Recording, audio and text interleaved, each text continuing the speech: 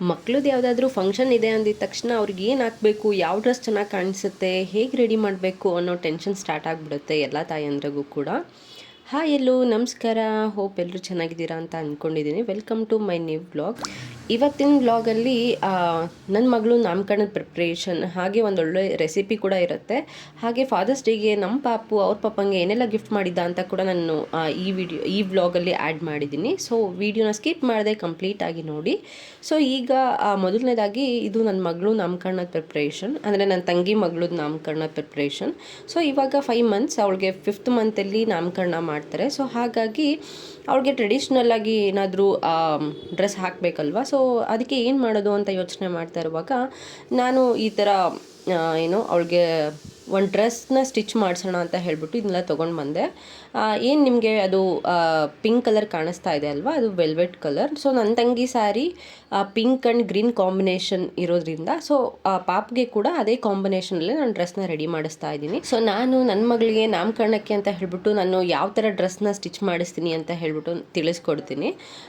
ಇದು ಆ್ಯಕ್ಚುಲಿ ನಾನು ಸೆಪ್ರೇಟಾಗಿ ತೊಗೊಂಡಿರೋದು. ಅದು ವೆಲ್ವೆಟ್, ಅದೊಂದು 1/2 ಮೀಟರ್ ತೊಗೊಂಡಿದ್ದೀನಿ ಅದು ಬಾಡಿಗೆ ಅಂತ ಹೇಳಿಬಿಟ್ಟು. ಹಾಗೆ ಗ್ರೀನ್ ಕಲರ್ ನಿಮ್ಗೇನು ಕಾಣಿಸ್ತಾ ಇದೆ ಅಲ್ಲ, ಅದು ಸಿಲ್ಕ್ ಟೈಪು, ಅದು 2.5 ಮೀಟರ್ ನಾನು ತೊಗೊಂಡಿದ್ದೀನಿ. ಹಾಗೆ ಇದೇನಿದೆ ಅಲ್ವಾ, ಇದು ಒಂದು ಲೇಸ್ ಒಂದು 1/2 ಮೀಟರ್ ತೊಗೊಂಡಿದ್ದೀನಿ. ಗ್ರೀನ್ ಕಲರ್ ಲೇಸ್ ಕಾಣಿಸ್ತಾ ಇದೆಯಲ್ಲ, ಅದು ಒಂದು 2.5 ಮೀಟರ್ ತೊಗೊಂಡಿದ್ದೀನಿ. ಸೊ ಗ್ರೀನ್ ಕಲರ್ ಲೇಸು ಲಂಗಕ್ಕೆ ಅಟ್ಯಾಚ್ ಮಾಡಬೇಕಾಗಿತ್ತು. ಸೊ ಹಾಗಾಗಿ ಅದು ಕಂಪ್ಲೀಟ್ ನಾನು ಕ್ಲಾತ್ ಎಷ್ಟು ತೊಗೊಂಡಿದ್ದೀನೋ ಅಷ್ಟೇ ಲೇಸ್ ಕೂಡ ತೊಗೊಂಡಿದ್ದೀನಿ. ಇದ್ರ ಫೈನಲ್ ಔಟ್ಫಿಟ್ ಹೇಗೆ ಬರುತ್ತೆ ಅಂತ ನಾನು ನಿಮಗೆ ನೆಕ್ಸ್ಟ್ ವ್ಲಾಗಲ್ಲಿ ತೋರಿಸ್ತೀನಿ. ಹಾಗೆ ಇವತ್ತು ನನ್ನ ಹಸ್ಬೆಂಡ್ ಆಫೀಸಿಗೆ ಕೂಡ ಹೋಗ್ತಾ ಇದ್ದಿದ್ದರಿಂದ ಅವ್ರಿಗೆ ಕೂಡ ಲಂಚ್ನ ಪ್ರಿಪೇರ್ ಮಾಡಿ ಅವ್ರಿಗೆ ಕೂಡ ಬಾಕ್ಸ್ಗೆ ಫಿಲ್ ಮಾಡಿ ಕಳಿಸ್ಬೇಕಾಗಿತ್ತು. ನಾನು ಆ್ಯಕ್ಚುಲಿ ಫಾದರ್ಸ್ ಡೇಗೆ ಅಂತ ನಮ್ಮ ಪಾಪು ಏನು ಮಾಡಿ ಗಿಫ್ಟ್ ಮಾಡಿದ್ದ ಅಲ್ವಾ, ಅದನ್ನು ನಾನು ಅವಾಗೇ ಹಾಕಬೇಕು ಅಂದ್ಕೊಂಡೆ. ಬಟ್ ನನಗೆ ಸ್ವಲ್ಪ ಹೆಲ್ತ್ ಅಪ್ಸೆಟ್ ಆಗಿದ್ದರಿಂದ, ಹಾಗೆ ನನ್ನ ತಂಗಿ ಮಗಳದ್ದು ನಾಮಕರಣ ಎಲ್ಲ ಇದ್ದಿದ್ದರಿಂದ ನಾವು ಟ್ರಾವೆಲಿಂಗು ಮತ್ತು ಈ ಹೆಲ್ತ್ ಅಪ್ಸೆಟ್ ಆದಮೇಲೆ ಹಾಸ್ಪಿಟಲ್ ಈ ಥರ ಎಲ್ಲನೂ ಅಡ್ಡಾಡ್ತಾ ನನಗೆ ವಾಯ್ಸ್ ಓವರ್ ಕೊಡೋಕ್ಕೂ ಆಗ್ತಾ ಇರಲಿಲ್ಲ, ಯಾಕೆಂದರೆ ತುಂಬ ಶೀತ ಆಗಿತ್ತು. ಅದರಿಂದ ಅದು ಸ್ವಲ್ಪ ಡಿಲೇ ಆಯಿತು. ಬಟ್ ಅದು ತುಂಬ ಕ್ಯೂಟಾಗಿರೋಂಥ ಕ್ಲಿಪ್ಪಿಂಗು. ಸೊ ಹಾಗಾಗಿ ನಾನು ಅದನ್ನು ಮಿಸ್ ಮಾಡಬಾರ್ದು ಅಂತ ಹೇಳ್ಬಿಟ್ಟು ನಾನು ಈ ವ್ಲಾಗಲ್ಲಿ ಆ್ಯಡ್ ಮಾಡಿದ್ದೀನಿ. ಹಾಗೆ ಇವತ್ತು ನನ್ನ ಹಸ್ಬೆಂಡ್ಗೆ ಅಂತ ಹೇಳಿಬಿಟ್ಟು ಅನ್ನ ಸಾರು ಹಾಗೆ ಕಡಲೆಕಾಳು ಪಲ್ಯ ಮಾಡಿದ್ದೆ. ಸೊ ಅದನ್ನ ಕೂಡ ನಾನು ಹಾಕಿ ಕಳಿಸ್ತಾ ಇದ್ದೀನಿ. ಒಂದು ಸ್ವೀಟ್ ಕೂಡ ಮಾಡಿದ್ದೆ. ಅದೆಲ್ಲ ಫಿಲ್ ಮಾಡಿ ಅವರು ಕೂಡ ಆಫೀಸಿಗೆ ಹೊರಟು. ಸೊ ಅದಾದ ನಂತರ ನನ್ನ ಪಾಪು ಕೈಲಿ ಈ ಕ್ರಾಫ್ಟ್ನ ಮಾಡಿಸ್ದೆ. ಈ ಕ್ರಾಫ್ಟ್ನ ಮಾಡ್ಸೋಕ್ಕೆ ನಾನು ಸಿಕ್ಕಾಪಟ್ಟೆ ಹರಸಾಹಸ ಪಟ್ಟಿದ್ದೀನಿ. ಬಟ್ ಫೈನಲಿ ಆ ರಿಸಲ್ಟು ವರ್ತ್ ಇಟ್ ಅಂತ ಅನ್ನಿಸ್ತು. ನಾನು ಇದನ್ನ ಒಂದು ಖಾಲಿ A4 ಶೀಟ್ನ ತೊಗೊಂಬಿಟ್ಟು ವೈಟ್ ಕಲರ್ದು, ಅದಕ್ಕೆ ನನಗೆ ಬೇಕಾಗಿದ್ದ ಕಲರ್ ನಾನು ಯೂಸ್ ಮಾಡಿದ್ದು ರೆಡ್ ಮತ್ತು ಮೆಂತೆ ಕಲರ್ ಅಂತಾರಲ್ವ. ಸೊ ಅದೆರಡು ಕಲರ್ನ ಅವ್ನ ಕೈಗೆ, ಅಂದರೆ ತಮ್ಗೆ ಒಂದು ಕಲರ್, ಫಿಂಗರ್ಗೆ ಒಂದು ಕಲರ್ ಹಾಕಿ ಅವ್ನ ಹ್ಯಾಂಡ್ ಇಂಪ್ರೆಷನ್ನ ಸೇಮ್ ಹ್ಯಾಂಡು ಆಪೋಸಿಟ್ ಸೈಡು ಇಂಪ್ರೆಷನ್ನ ಹಾಕ್ಸ್ಬಿಟ್ಟು ನಾನು ಸ್ವಲ್ಪ ಅದನ್ನ ಡೆಕೋರೇಟ್ ಮಾಡಿದ್ದೀನಿ. ಹಾಗೆ ಇದು ಅವ್ನ ಕಾಲು ಮತ್ತು ಕೈದು ಇಂಪ್ರೆಷನ್ಸು. ನಾನು ಅವಾಗವಾಗ ಈ ಥರ ಇಂಪ್ರೆಷನ್ಸ್ನ ತಗೊಂಡು ಅದನ್ನ ಮೆಮೊರೀಸ್ ಆಗಿ ಸ್ಟೋರ್ ಮಾಡಿ ಇಟ್ಕೊಳ್ತಾ ಇರ್ತೀನಿ.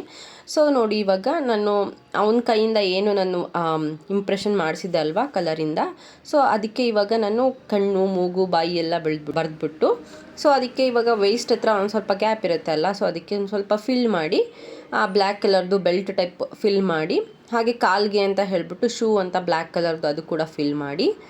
ಸೊ ಹೀಗೆ ಬಂದಿದೆ. ಆ್ಯಕ್ಚುಲಿ ನಮ್ಮ ಪಾಪು ಇನ್ನೂ ಸ್ವಲ್ಪ ಪುಟ್ಟೋನಿರೋದ್ರಿಂದ ಅವ್ನ ಕೈನ ಫೋಲ್ಡೆಲ್ಲ ಮಾಡ್ತಾನೆ ಕಲರೆಲ್ಲ ಹಾಕಿದ್ಮೇಲೆ, ಹಾಗಾಗಿ ಅಷ್ಟೊಂದು ಕ್ಲಿಯರಾಗಿ ಬಂದಿಲ್ಲ. ಬಟ್ ಓಕೆ, ಚೆನ್ನಾಗಿ ಬಂದಿದೆ. ಅದಕ್ಕಿಂತ ಸ್ವಲ್ಪ ದೊಡ್ಡ ಮಕ್ಕಳಿದ್ರೆ, ಅಂದರೆ 3 ವರ್ಷ 4 ವರ್ಷದ ಮಕ್ಕಳಿದ್ರೆ ಸಿಕ್ಕಾಪಟ್ಟೆ ಕ್ಯೂಟಾಗಿ ಬರುತ್ತೆ ಈ ಕ್ರಾಫ್ಟು. ನೀವು ಬೇಕಂದರೆ ನೆಕ್ಸ್ಟ್ ಇಯರ್ ಫಾದರ್ಸ್ ಡೇಗೆ ನೀವು ಕೂಡ ನಿಮ್ಮಲ್ಲಿ ಟ್ರೈ ಮಾಡ್ಬೋದು. ಅಷ್ಟು ಕ್ಯೂಟಾಗಿರುತ್ತೆ ಇದು. ಹಾಗೇ ಇದಕ್ಕೆ ಇಷ್ಟೆಲ್ಲ ಡೆಕೋರೇಟ್ ಮಾಡಿದ್ಮೇಲೆ ತುಂಬ ಅಂದರೆ ತುಂಬ ಕ್ಯೂಟಾಗಿ ಕಾಣಿಸುತ್ತೆ. ಸೊ ನಾನು ಇದಕ್ಕೆ ಒಂದು ಸ್ವಲ್ಪ ಬರಿಬೇಕಾಗಿತ್ತಲ್ವ. ಸೊ ಹ್ಯಾಪಿ ಫಾದರ್ಸ್ ಡೇ ಅದೆಲ್ಲನೂ ಬರಿಬೇಕಾಗಿತ್ತು. ಅದೆಲ್ಲ ಬರೆದ್ಬಿಟ್ಟು ಕೆಳಗಡೆ ನಿಮಗೇನು ರೆಡ್ ಆ್ಯಂಡ್ ಬ್ಲೂ ಪುಟ್ಟದು ಕಾಣಿಸ್ತಾ ಇದೆ ಅಲ್ವಾ, ಸೊ ಅದನ್ನು ಒಂದು ನನ್ನ ತಂಬಿಂದ ಮಾಡಿಬಿಟ್ಟು ಇನ್ನೊಂದು ಪಾಪು ತಂಬಿಂದ ಮಾಡಿ, ಸೊ ಫಾದರ್ ಆ್ಯಂಡ್ ಸನ್ ಅನ್ನೋ ಥರ ಇದನ್ನ ಕೂಡ ನಾನು ಡ್ರಾ ಮಾಡಿದೆ. ನನಗೆ ಯೂಶ್ವಲಿ ಪರ್ಸ್ನಲಿ ಕ್ರಾಫ್ಟ್ ಅಂದರೆ ತುಂಬ ಇಷ್ಟ.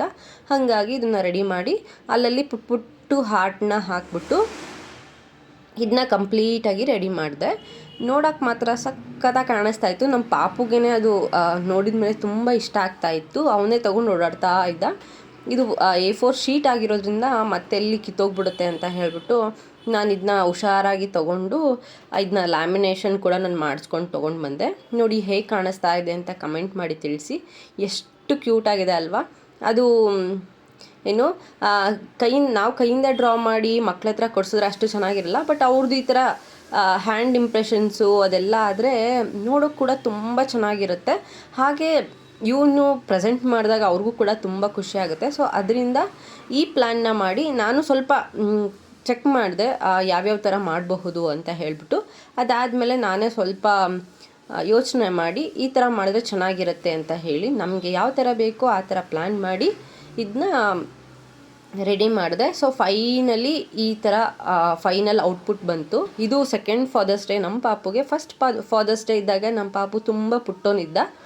ಈಗ ಅವನಿಗೆ ಸ್ವಲ್ಪ ಎಲ್ಲ ಗೊತ್ತಾಗೋದ್ರಿಂದ ಇವನ ಕೈಲಿ ಏನಾದರೂ ಒಂದು ಮಾಡಿಸೋಣ ಅನ್ನೋ ಪ್ಲ್ಯಾನ್ ಇಟ್ಕೊಂಬಿಟ್ಟು ನಾನು ಇದನ್ನು ಮಾಡಿಸ್ದೆ. ನೆಕ್ಸ್ಟ್ ನಮ್ಮ ಪಾಪು ಇವನ್ ಈ ಗಿಫ್ಟನ್ನ ಪ್ರೆಸೆಂಟ್ ಮಾಡಿದಾಗ ಅವ್ರ ಪಪ್ಪ ಹೇಗೆ ರಿಯಾಕ್ಟ್ ಆಗ್ತಾರೆ ಅನ್ನೋದು ಕ್ಲಿಪ್ಪಿಂಗ್ ಕೂಡ ನಾನು ಆ್ಯಡ್ ಮಾಡಿದ್ದೀನಿ. ಸೊ ಮಿಸ್ ಮಾಡಿದೆ ವ್ಲಾಗ್ನ ಕಂಪ್ಲೀಟಾಗಿ ನೋಡಿ ಹೇಗಿದೆ ಔಟ್ಪುಟ್ ಅಂತ ಹಾಗೆ ಕಮೆಂಟ್ ಮಾಡಿ ತಿಳಿಸಿ. ಹಾಗೆ ನಿಮ್ಮ ಮನೆಗಳಲ್ಲಿ ನೀವೆಲ್ಲ ಫಾದರ್ಸ್ ಡೇಗೆ ನಿಮ್ಮ ಮಕ್ಕಳ ಹತ್ರ ಯಾವ್ಯಾವ ಥರ ಕ್ರಾಫ್ಟ್ನ ಮಾಡಿಸಿ ಅಥವಾ ಯಾವ ಥರ ವಿಶ್ ಮಾಡಿಸಿದ್ರಿ ಅಂತ ಕಮೆಂಟ್ ಮಾಡಿ ತಿಳಿಸಿ. ಹಾಗೆ ಇವತ್ತು ನಾನು ನಮ್ಮ ಪಾಪುಗೆ ಅಂತ ಹೇಳಿಬಿಟ್ಟು ಒಂದು ಟೊಮ್ಯಾಟೊ ಕೆಚಪ್ ರೆಸಿಪಿ ಕೂಡ ನಾನು ಮಾಡ್ತಾಯಿದ್ದೀನಿ. ಯೂಶ್ವಲಿ ಇವಾಗ ನಮ್ಮ ಪಾಪು ಚಪಾತಿ ದೋಸೆ ಎಲ್ಲನೂ ತಿಂತಾ ಇರೋದ್ರಿಂದ ಅವನಿಗೆ ಅದು ಡ್ರೈ ಅನಿಸ್ಬಾರ್ದಲ್ವ, ಚಟ್ನಿ ಅದೆಲ್ಲ ಸ್ವಲ್ಪ ಕಡಿಮೆ ಅವ್ನು ತಿನ್ನೋದು. ಹಾಗಾಗಿ ಕೆಚಪ್ ಆದರೆ ಇಷ್ಟಪಟ್ಟು ತಿಂತಾನೆ. ಸೊ ಅದನ್ನು ಹೊರ್ಗಡೆ ಪ್ರಿಸರ್ವೇಟಿವ್ಸ್ ಎಲ್ಲ ಹಾಕ್ಬಿಟ್ಟು ಇರೋವಂಥದ್ದು ಯಾಕೆ ಅಂತ ಹೇಳ್ಬಿಟ್ಟು ನಾನು ಮನೆಯಲ್ಲೇ ಮಾಡ್ತಾಯಿದ್ದೀನಿ. ಇದಕ್ಕೆ ನಾನು ಹಣ್ಣಾಗಿರೋ ಅಂಥ ಟೊಮ್ಯಾಟೊಗಳನ್ನ ಯೂಸ್ ಮಾಡಿದ್ದೀನಿ. ಸೊ ಆ ಟೊಮ್ಯಾಟೊಗೆ ಒಂದು ಸ್ವಲ್ಪ ಈರುಳ್ಳಿ, ನಾನು ಸ್ವಲ್ಪ ಡೇಟ್ಸ್ನ ಯೂಸ್ ಮಾಡಿದ್ದೀನಿ ಸ್ವೀಟಿಗೆ ಅಂತ ಹೇಳಿಬಿಟ್ಟು. ಹಾಗೆ ಹೆಲ್ತ್ಗೂ ಕೂಡ ತುಂಬ ಒಳ್ಳೆಯದಲ್ವ. ಹಾಗಾಗಿ ಇದಕ್ಕೆ ಸ್ವಲ್ಪ ಜೀರಿಗೆ, ಉಪ್ಪು, ಖಾರದ ಪುಡಿ, ಬೆಳ್ಳುಳ್ಳಿ ಇದಿಷ್ಟನ್ನು ಹಾಕಿ ನಾನು ಚೆನ್ನಾಗಿ ಫ್ರೈ ಮಾಡ್ತೀನಿ.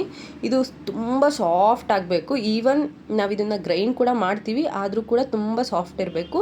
ಇದೆಲ್ಲ ಚೆನ್ನಾಗಿ ಬೆಂದು ಸಾಫ್ಟ್ ಆದಮೇಲೆ ನಾವು ಇದನ್ನ ಗ್ರೈಂಡ್ ಮಾಡಿದ್ರೆ ಟೇಸ್ಟು ತುಂಬ ಚೆನ್ನಾಗಿರುತ್ತೆ. ಹಾಗೆ ಇದಕ್ಕೆ ನಾನು ಸ್ವಲ್ಪ ಬೆಲ್ಲ ಕೂಡ ಆ್ಯಡ್ ಮಾಡ್ತಾಯಿದ್ದೀನಿ.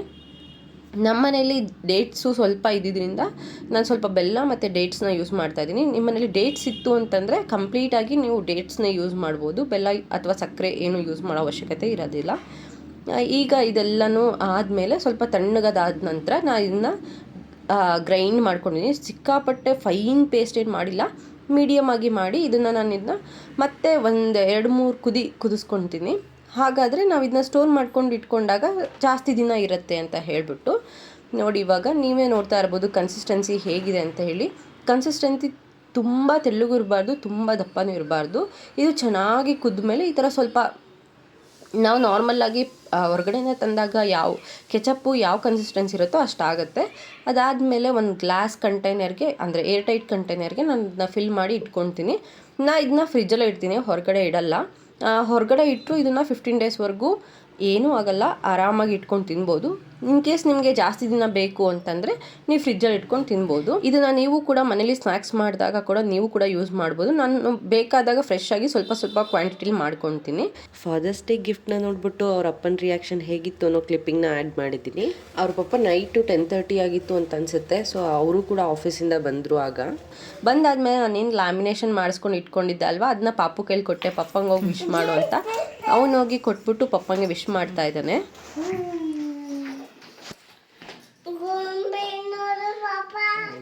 Thank you Bangari.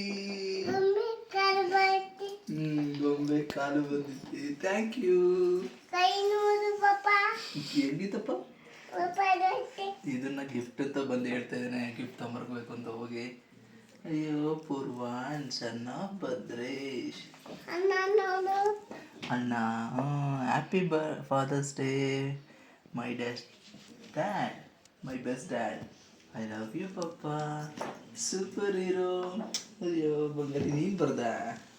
Thank you ಬಂಗಾರಿ. ಇಲ್ಲಿ ಅಮ್ಮ ಕಡೆ ನೋಡೋದೆ, ಅಮ್ಮ ಕಡೆ ನೋಡು.